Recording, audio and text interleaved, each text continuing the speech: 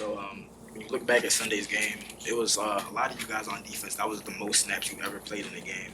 Can you recall ever playing on a game with that many snaps and Yeah. that hot? Well, I didn't play like every snap of defense, so I mean, but I played way more. I played more snaps in the actually the Bills games last year at the Bills. Just in general about the But it impact of was the like heat in the game. heat, like it was a different. So yeah, it kind of like plays a big part in it. It was definitely one of the hotter games that I've played in. But just being living in Miami, being from New Orleans, like I'm used to the heat, so it's kind of like playing at LSU. I've been in the heat my whole life, so I'm kind of used to it. I just when I know it's gonna be like a hot game like that, I kind of like I get extra IVs. I make sure I drink extra Pedialyte before the games. I always try to, stay ahead of the curve. Speaking of LSU, how much did you enjoy watching Burrow and Chase in college, and how much are you looking forward to playing against them? Oh man, I was there for the national championship game, obviously in New Orleans. That was like the only good that happened in 2020. That was the COVID year that we all know. Um, I mean, those two guys are like some of the greatest players. I mean, I told Joe Burrow when I first met him, I was like, man, you're my favorite college player ever, like, and that's hard to say because I've, had a lot of people that I used to watch that I used to like. But Chase being from New Orleans, I've always seen him. He played at Rummel, so I've always knew he was going to be that type of caliber receiver, and just to see him like from high school to college to now, it's just like it's just something that's a beautiful thing to see. And yes, we do have a quick turnaround, and we're playing them. So I think that we getting to it. We ever had some extra meetings today, and looking forward to a Thursday night game. Prime time. It's something that every player I think in the NFL looks forward to because those are the games that everyone's watching, and we're well aware of that. So I think it's going to be a great game, a AFC matchup, and it's going to be a fun one. What's the feedback you've been receiving from coaches on your play when you get your opportunities in that rotational role? And Um, Being that we have such a quick turnaround, it's like the coaches really don't really talk about the game that we just did that much. I guess you can say. Definitely got good feedback after the game. I played hard. Played. I try to always do my job at least. To the best of my abilities. So regardless, my coach trusts me enough to like know that I'm gonna always do my part at least. To help the team, regardless of what it is and what I have to do. Special teams, defense, it doesn't matter. Um, but just like moving on and moving forward, just because of the quick turnaround on the Thursday game, you don't really have. Today's a really big recovery day for us.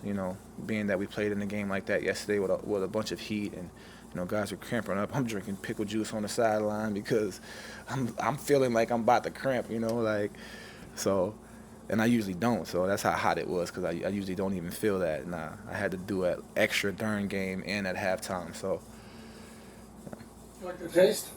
of what pickle juice? Yeah. Nah. I don't think no. I mean, some people do, but I don't. Especially like the pickle juice wasn't even cold. You know what I mean?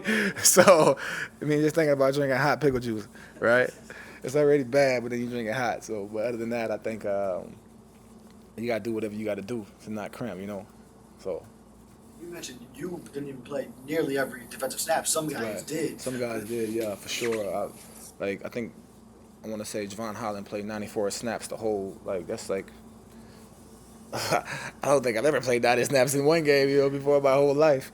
Maybe at LSU, maybe, but uh, I mean, that kid has a lot of energy. We all know that, and I mean, he played every play into the last play, like full to his best ability. So like, just having a guy like that who can go that long and compete that long, um, and who can stay consistent that long, it's honestly a beautiful thing to see that we all don't even not really appreciating as much, I think. But I think that he's a great player, great man, great teammate. I love playing with him, and just to see him do that and not come out, not even.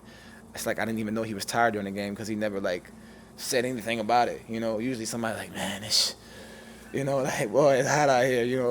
The whole time he like, hey yo, we got to lock in. Like, so it's just great to see, man. A young a young leader in our eyes, a young, he's got the C on his chest for a reason. You know what I mean? As a second-year player, that's hard to do. Usually, like a second-year quarterback, maybe will get it, but like not a second-year. You don't see a lot of second-year safeties in the league with that. So just like that right there, it shows you a lot about him. When talking to other guys on the team, and describing Tua, they just say Tua's Tua. I was curious from somebody that's in the building with him every day. You saw him last year. You've seen him now. What does that mean, and how have you seen him grow into that leadership Man, role? Somebody was saying this on the sideline. Like Tua's just growing up in front of everybody's eyes. Like it's just. I've always knew the type of player Tua was. I love the type of person he is. He's always positive. I've never seen Tua. I've heard Tua say anything negative about a person or individual since I've known him. And I even knew people who knew him at Alabama that was real close. And they say the same thing. Like I told his parents, I met his pops the other day, and I was like, "Yo, y'all raised a great man." Like not even a great football player. He's a great man and individual. And just seeing him like stick to his course, stick to the things that he knows, stick to his routine, stick to the script. Like every single day, Tua comes in here and he's a professional, regardless of what it is. And he's always encouraging people, always helping people. He's like he's a great person, man. I'm so glad and happy to see that like people just seeing what he's doing now, and they're excited about it, but like they don't really see the work that he's putting in, throughout the process. That's why like it's a blessing that we do get to show people, and like on game day, and especially like on a Thursday night, with everybody watching, what you can do. And Tua just, like I said, sticking to the script and doing the thing. It's a beautiful process to see. Like I knew in OTAs, like watching Tua, like I knew that with the offensive personnel and everything that we brought in with Mike as the head coach, I knew that it was going to be a great thing and a great change for Tua, because sometimes change is better, like, and it can benefit and help. And in this situation, Tua being in the NFL is starting to slow down for him a little more. And I mean, we're seeing what he's doing now, and he's only in his third year. Like he's going to continue to, I think, improve just because of the work ethic he has. You could tell Tua he's doing good right now, but I bet you any money he's going to tell you he need to get better. You know what I mean? It's just the type of person he is, and he's just always been like that his whole life. He's been a competitor, regardless of if it's football, golf, or ping pong, or singing karaoke at his house. So I'm telling y'all right now, he can sing his tail off, man. Tua is he funny, man. Y'all don't even know. I wish everybody knew. I'm just fortunate enough that I know. You know what I mean? He can sing, man, and he can sing any song. I've seen this dude sing some crazy stuff, man, that you will never even know. It's just lets you know like how good his energy is and how positive he is and how much of a great person he is, and how his family raised him. I love Tua, man. I love Tua. Quick two-part question, if I may. Were you on the field for the butt punt? And how much fun have you guys had with that over the last 24 hours? So yes, I was on the field in the butt punt. They loaded the box up.